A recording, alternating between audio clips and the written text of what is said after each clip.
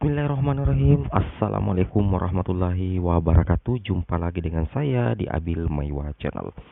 Jadi teman-teman, channel ini merupakan channel pendidikan, tempat kita berbagi tentang aplikasi pendidikan, Microsoft Office, serta tips dan triks komputer. Jadi pada video kali ini kembali lagi admin akan berbagi sebuah video informasi yang cukup penting untuk rekan-rekan guru honorer yang mengikuti seleksi P3K Guru tahap yang kedua. Yang mana judul video kita pada hari ini yaitu baru saja kabar kelulusan P3K Guru tahap yang kedua, aturan pemberlakuan passing grade P3K tahap kedua, penentu kelulusan P3K Guru tahap yang kedua. Oke teman-teman ya, tanpa berbasa-basi dan berpanjang lebar lagi, kita langsung saja ke videonya.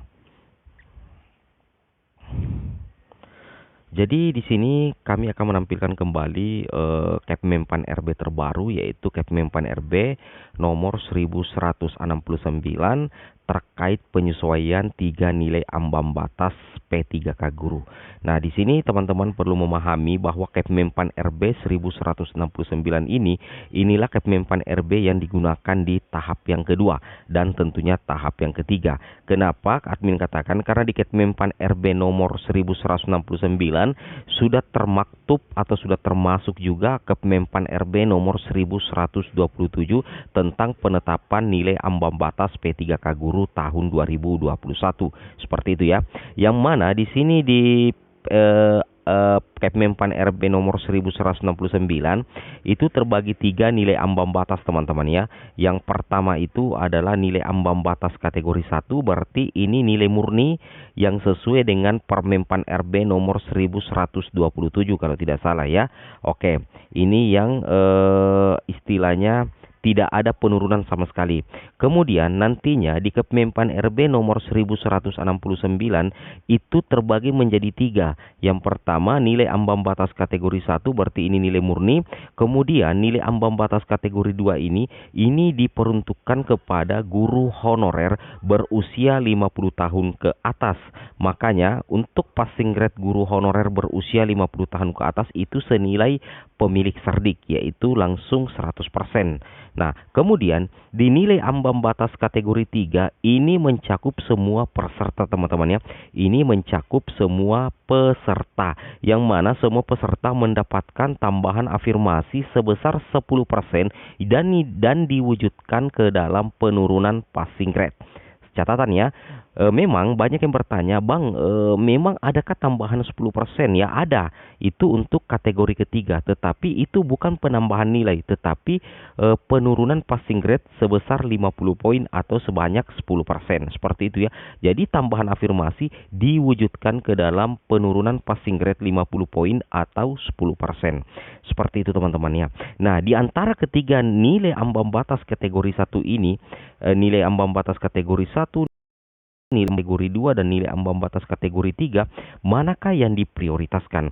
Tentunya pada saat kita seleksi P3K di tahap kedua, nanti yang akan diprioritaskan paling utama terlebih dahulu yaitu nilai ambang batas kategori 1. Setelah itu menyusul nilai ambang batas kategori 2 dan yang ketiga adalah nilai ambang batas kategori 3. Contoh misalkan formasi guru kelas SD di kategori 1 itu 320.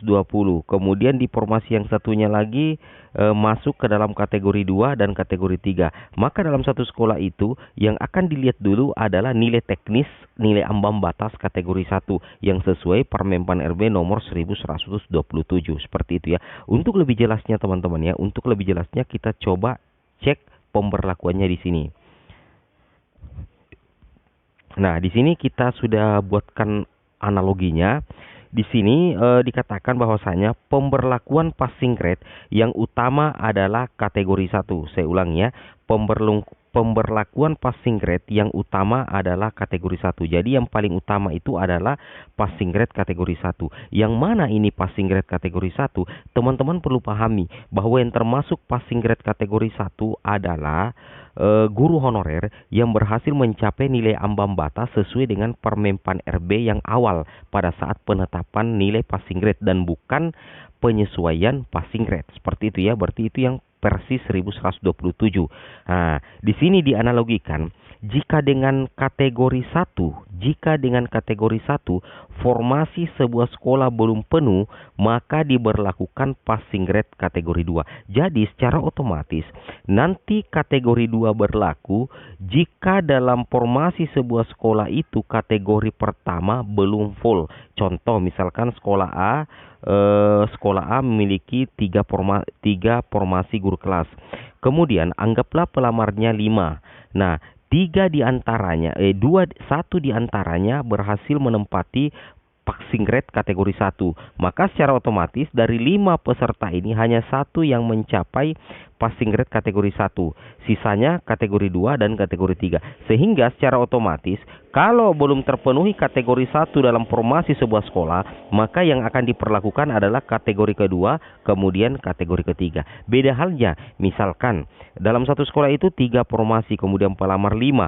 Sedangkan 3 di antaranya adalah berhasil mencapai passing grade kategori 1. Sedangkan 2 di antaranya adalah masuk kategori 2. Jadi secara otomatis passing grade kategori 2 ini tidak diberlakukan di posisi seperti ini karena sudah terpenuhi semuanya oleh kategori 1. Apakah hangus, Bang? Tidak. Untuk passing grade kategori 3 itu digunakan lagi di tahap yang ketiga dan tentunya bisa menjadi optimalisasi penolong teman-teman pada saat nantinya selesai tahap yang ketiga. Seperti itu ya. Jadi yang di luar lulus itu adalah kategori 1. Seperti itu analoginya. Kemudian kita coba lanjut di sini teman-teman ya. Di sini teman-teman pahami lagi. Nah, kita lanjutkan. Jika dengan itu pun masih belum penuh, misalkan ternyata kategori 1 belum full juga dalam posisi yang admin bacakan tadi, kemudian posisi kedua ternyata juga masih kurang, nah, maka nantinya akan diberlakukan passing grade kategori 3. Nah, oke lah, it's okay. Sekarang di sini admin berikan satu contoh. Misalkan dalam satu sekolah itu ada 2 formasi, sedangkan pelamarnya 3. Nah, pelamar 3. Ternyata pada saat selesai tes hanya 1 yang memenuhi kategori 1, berarti sisa 1 formasi karena sudah diambil oleh kategori 1. Sedangkan ternyata tidak ada kategori 2, yang ada adalah kategori 3 2 orang, maka keduanya ini masuk dalam persaingan. Mana nilai yang paling tinggi, maka itulah yang diambil. Jadi seperti itu teman-teman. Jika misalkan kategori 1, kategori 2 belum terpenuhi, maka akan diberlakukan passing grade kategori 3. Nah, jadi kesimpulannya di sini kita bisa ambil, jadi jika sebuah sekolah formasinya sudah penuh ya. Jadi jika sebuah sekolah formasinya sudah penuh karena pemberlakuan passing grade kategori 1, maka passing grade kategori 2 dan 3 tidak diberlakukan di sekolah tersebut. Itu catatannya teman-teman ya. Jika misalkan nantinya ternyata guru honorer berhasil mencapai untuk kategori 1 semuanya, maka secara otomatis passing grade untuk kategori 2 dan kategori 3 itu tidak akan berlaku di sebuah sekolah di tahap yang kedua. Seperti itu ya. Jadi ini berlaku juga di tahap yang kedua teman-teman ya. Nah, itulah yang menjadi di sini dikatakan itulah yang menjadi dasar di tahap 1 ada keterangan peserta P1, P2, P3 mewakili ketiga kategori passing grade tersebut. Nah, jadi seperti itulah dasarnya teman-teman. Jadi yang diprioritaskan pertama tentunya adalah P1, kemudian yang kedua adalah P2, dan yang ketiga tentunya adalah P3. Seperti itu teman-teman ya. Itu yang harus rekan-rekan guru pahami, khususnya di tahap yang kedua ini setelah teman-teman menyelesaikan seleksi P3K guru tahap yang kedua. Teman-teman bisa melihat skor teman-teman, apakah teman-teman masuk di kategori 1, kategori 2 atau kategori 3. Seperti itu teman-teman ya.